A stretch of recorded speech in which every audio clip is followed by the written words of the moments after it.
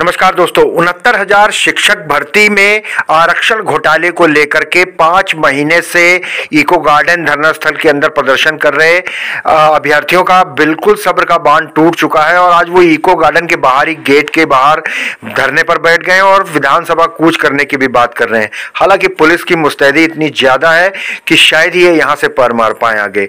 लेकिन दोस्तों, हमने अमरेंद्र बाहुबली इनके एक नेता है उनसे बात करी और एक गृहिणी से भी बात करी कि आखिर ये जो इतने सालों से ये मामला लंबित चल रहा है उसको लेके क्या परेशानी और क्या दिक्कतें इनको झेलनी पड़ रही हैं। आइए बात करते हैं। 70,000 शिक्षक भर्ती आप लोग आज यहाँ इको गार्डन के बाहर धरना प्रदर्शन कर रहे हैं। आप एक गृहिणी हैं और इस तरीके से 5 महीने हो गए संघर्ष करते हुए। एक गृहिणी होने के नाते क्या क्या तकलीफें और दुख झेले आप?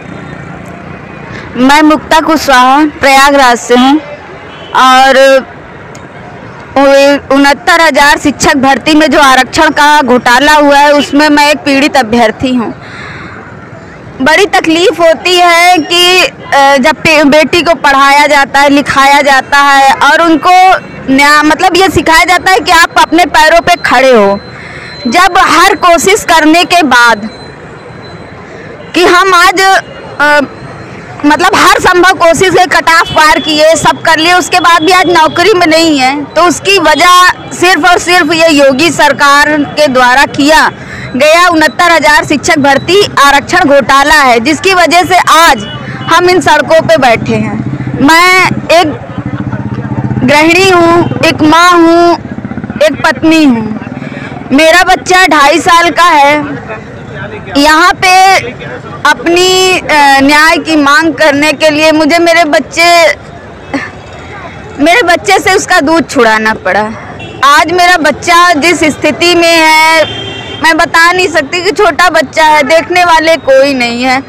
आज जब हम अपने अधिकार की मांग कर रहे हैं तो शायद कहीं ना कहीं, क्योंकि किसी की बहू, किसी की बेटी, किसी की बहन जब इस तरह आंदोलन में हिस्सा लेती है तो समाज जो कि थोड़ा घटिया सोच का है कि महिलाओं को इस तरह मतलब सशक्त होते नहीं देख पाता, वो भी हमारा बहिष्कार कर रहे हैं।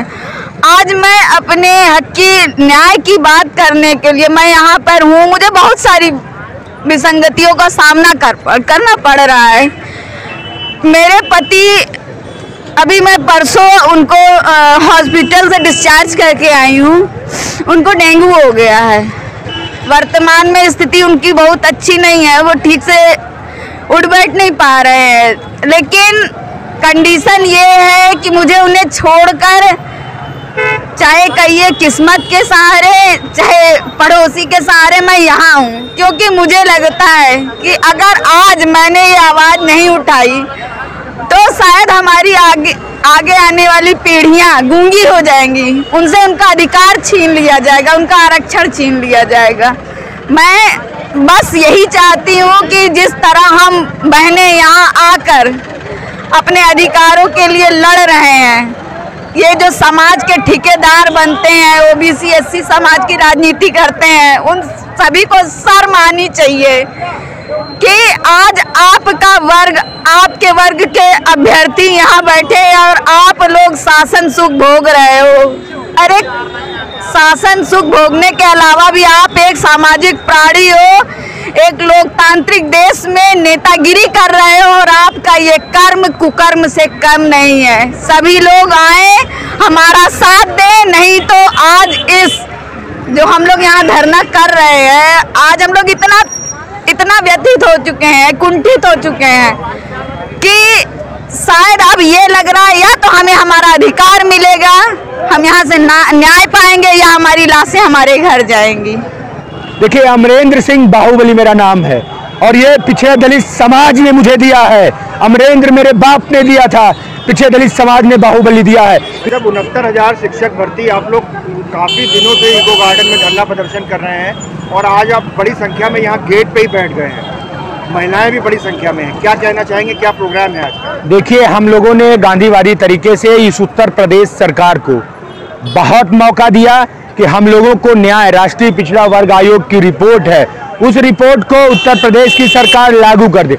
लेकिन ये उत्तर प्रदेश की सरकार, ये आज का ये आंदोलन 23 का आज से 2 महीने पहले से प्रस्तावित था। 2 महीने पहले से पूरा शासन प्रशासन सबको, जब आज हम लोग विधानसभा घेराव के लिए जाते हैं तो वहाँ गालियाँ दी जाती हैं, हमारे लोगों को मार पीट के यहाँ इको गार्डन में फेंक दिया जाता है। तो मैं उत्तर प्रदेश के मुख्यमंत्री योगी आदित्यनाथ, उत्तर प्रदेश के जो डिप्टी सीएम है केशव प्रसाद मौर्य, उत्तर प्रदेश के प्रदेश अध्यक्ष स्वतंत्र देव से बताना चाहता हूँ कि ये अब पिछड़ा दलित, अब न्याय चाहिए।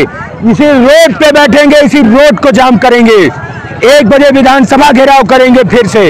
अगर ये सरकार, ये लगता है कि मेरी असंवैधानिक मांग है, अलोकतांत्रिक मांग है, तो हमको जेल में डाले। अगर ये सरकार पुलिसिया गुंडई से अगर हम लोगों के ऊपर दमन करेगी तो हम लोग सामूहिक आत्महत्या करने का प्रयास करेंगे, सामूहिक आत्महत्या करेंगे। इस सरकार को समझना होगा, इस सरकार को पिछड़े दलितों को न्याय देना होगा। ये पिछड़े दलित अब कीड़े बन के नहीं रहेंगे, अपनी आवाज को उठाएंगे।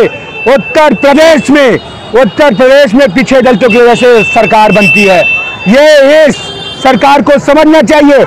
यही बात बताने हम लोग जेपी नड्डा से भारतीय जनता कार्यालय में बताने गए थे। जेपी नड्डा भारतीय जनता कार्यालय के अंदर से बाहर नहीं निकले, हम लोगों को पुलिसों से पिटवाया, हम लोगों को इको गार्डन में उठा के फेंक दिया गया। हम लोगों को यह बताया गया कि तुम पिछड़े हो, तुम दलित हो, तुम सिर्फ वोट दोगे, तुम लात खाओगे, तुम गालियां सहोगे। ये उत्तर प्रदेश में पिछड़े दलितों की हैसियत है।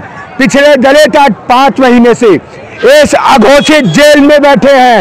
ये जेल अब हम लोगों के लिए नहीं है, ये एक्चुअल जेल में अब ले चलें, जहां यहाँ से शिफ्ट करने हैं वहां, या तो हमको न्याय दे दे। अगर इनको लगता है कि पिछड़े दलित अपना वोट खिसका लेंगे तो हमको न्याय दे दे। अगर वोट की चोट इनको नहीं समझ में आती है तो हमको न्याय न दे। हम लड़ेंगे और उतनी दमदारी से लड़ेंगे, उतने जी जान से लड़ेंगे, अपने समाज को जगाएंगे। और ये समाज जिस दिन जाग गया, ऐसे मुख्यमंत्री पता नहीं कितने बदल गए। त्रिस्तरीय आरक्षण का मामला था, अखिलेश यादव जी बदल गए, दूसरे मुख्यमंत्री हो गए। ये फिर 69,000 शिक्षक भर्ती रिजर्वेशन का मामला है, फिर ये सरकार जाएगी। पिछड़े दलित जान गए हैं कि हमसे वोट तो ली जाती है, हमको बोला तो जाता है, लेकिन जब न्याय की बात होती है तो उन्हीं लोगों को न्याय दिया जाता है जो इनके अपने लोग हैं। ये उत्तर प्रदेश में नहीं चलेगा। पिछड़े दलित अब लड़ना सीख गए हैं। धन्यवाद।